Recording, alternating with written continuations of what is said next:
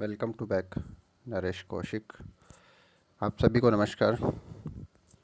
आज हम geography teaching की बात करते हैं। भूगोल शिक्षण के अंतर्गत बहुत सारी विधियाँ आती है, जैसे प्रादेशिक विधि है, प्रदर्शन विधि है, आगमन निगमन विधि है, प्रायोजना विधि है, तुलनात्मक विधि है, प्रयोगशाला विधि है। इन सभी के बारे में हम ये भूगोल शिक्षण की विधियाँ होती हैं। इसी के अंतर्गत आज हम प्रादेशिक विधि रीजनल मेथड के बारे में अध्ययन करेंगे, चर्चा करते हैं। देखिए, प्रादेशिक विधि 20वीं शताब्दी के आरंभ तक जब भूगोल का शिक्षण होता था तो राजनीतिक भागों को इकाइयाँ मान करके करवाया जाता था। जैसे ये भारत है, जापान है, चीन है, नेपाल है, अमेरिका है, बांग्लादेश है, पाकिस्तान है, आदि आदि। तो प्रत्येक देश का भौगोलिक वर्णन, उसकी स्थिति कैसी है, प्राकृतिक दशा कैसी है, जलवायु कैसी है, उपज कैसी है, पशु कैसे हैं, यातायात के साधन, मानव जीवन आदि के आधार पर किया जाता था। एक देश के वर्णन के बाद जब दूसरे देश का वर्णन उसी क्रम में करते थे तो ये विधि है जो अच्छी नहीं मानी गई कि सेम सिचुएशन उसमें होती है कि एक प्राकृतिक प्रदेश के बारे में अध्ययन किया, दूसरे प्राकृतिक प्रदेश के बारे में हम अध्ययन करेंगे तो सेम वहाँ पर प्राकृतिक वनस्पति भी सेम ही पाई जाएगी, प्राकृतिक स्थितियाँ हैं वो भी सेम होती हैं।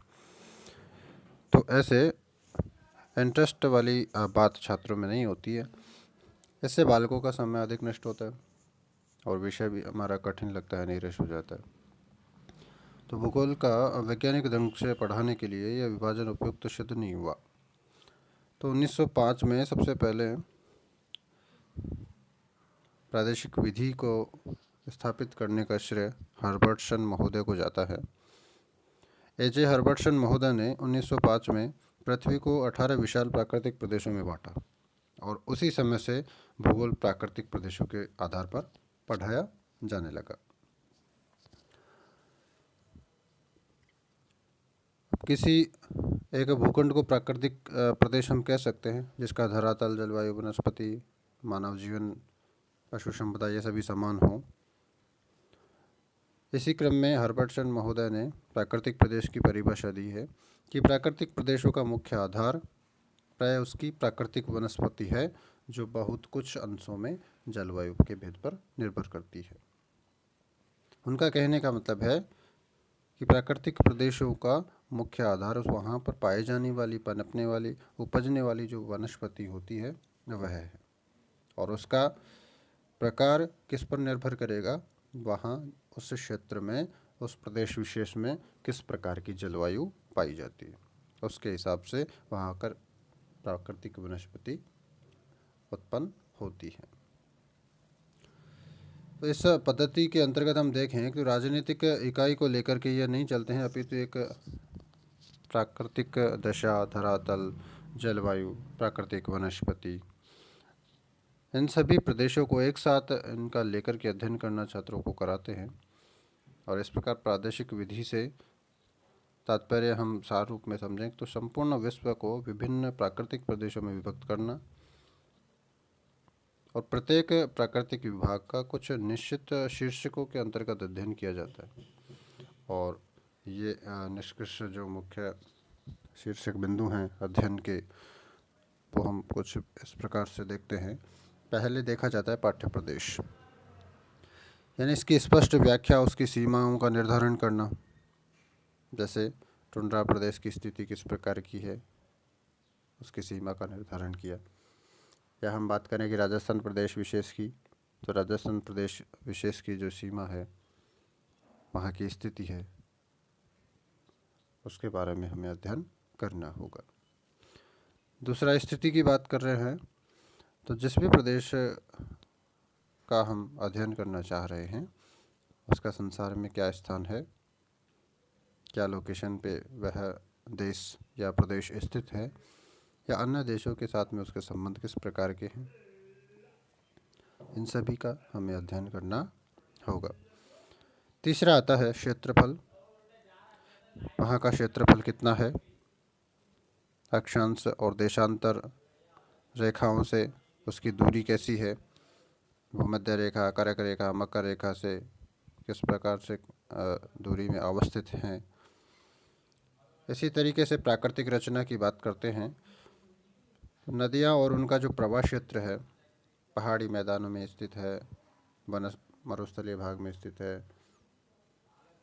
यानी वहाँ की जो प्राकृतिक संरचना है वो किस प्रकार की है, क्योंकि प्राकृतिक संरचना के आधार पर ही वहाँ का मानव जीवन होता है, वहाँ का आर्थिक जीवन होता है। इसलिए प्राकृतिक रचना का ध्यान भी हमें रखना होता।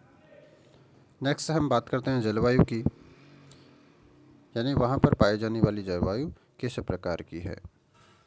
उष्ण कटिबंध की है, शीतोष्ण कटिबंध की है, शीत कटिबंध की है, यानी जिस जलवायु के प्रदेश में हम रह रहे हैं तो वहाँ पर पाई जाने वाली वनस्पति भी उसी प्रकार की होगी और वहाँ पर पाए जाने वाली मानव संपदा है उसका बॉडी स्ट्रक्चर भी उसी के अनुसार निर्भर करता है।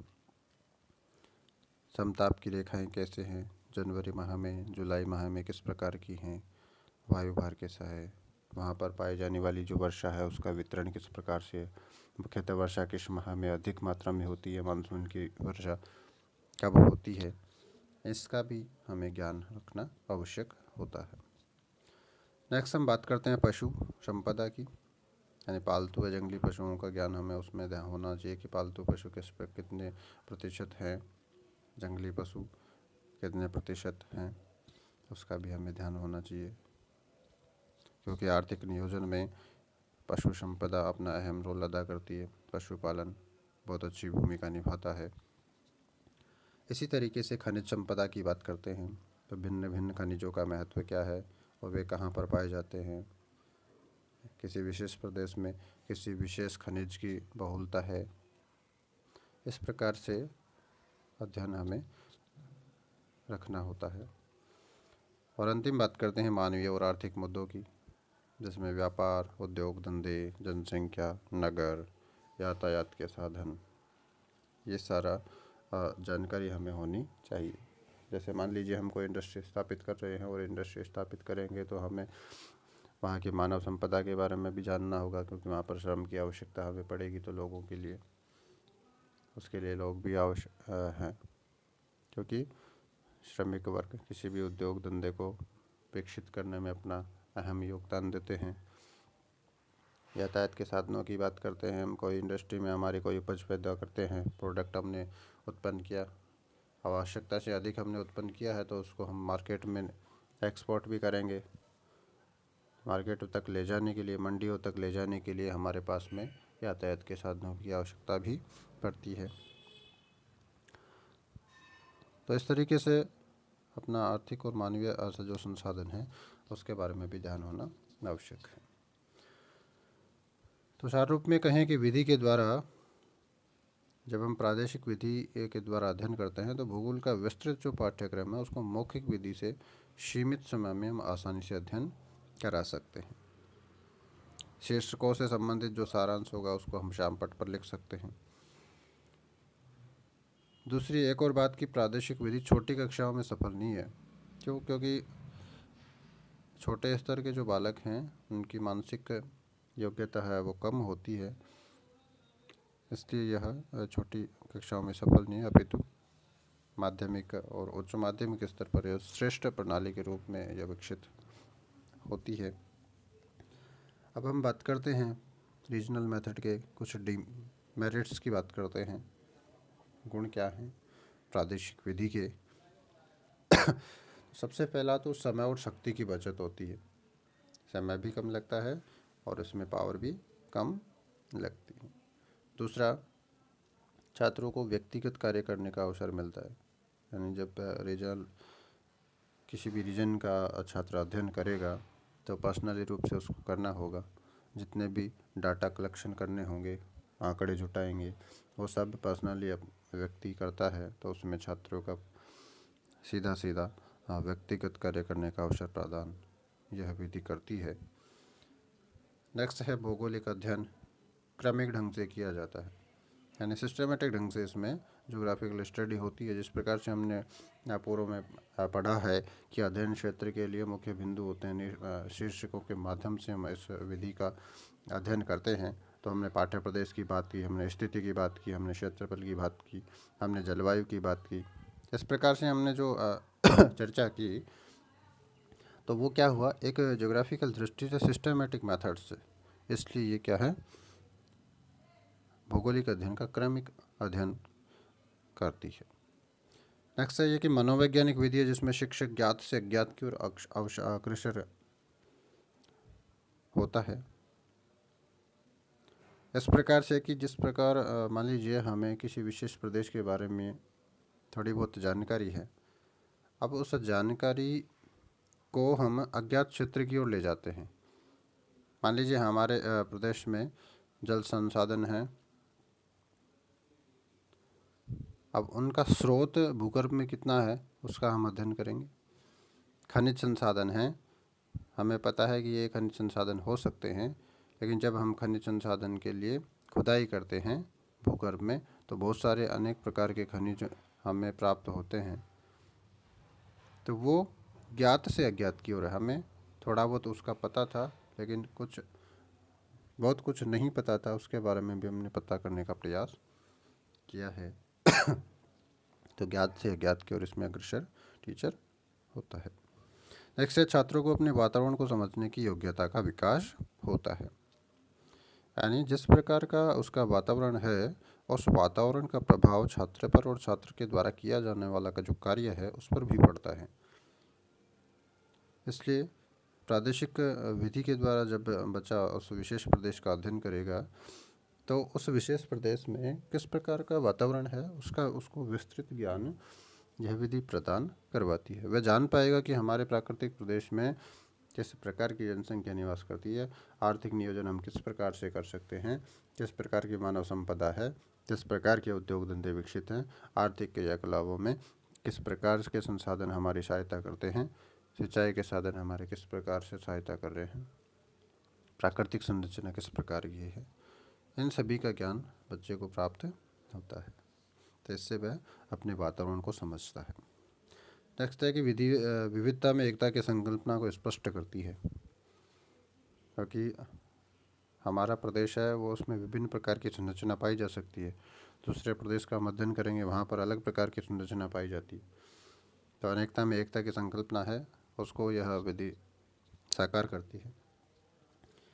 और अंतिम है कि वैज्ञानिक विधि है क्योंकि तथ्यों से पूर्व कारणों पर जोर दिया जाता है और छात्र प्रत्येक बात को कारण सहित जानने का प्रयास करता है।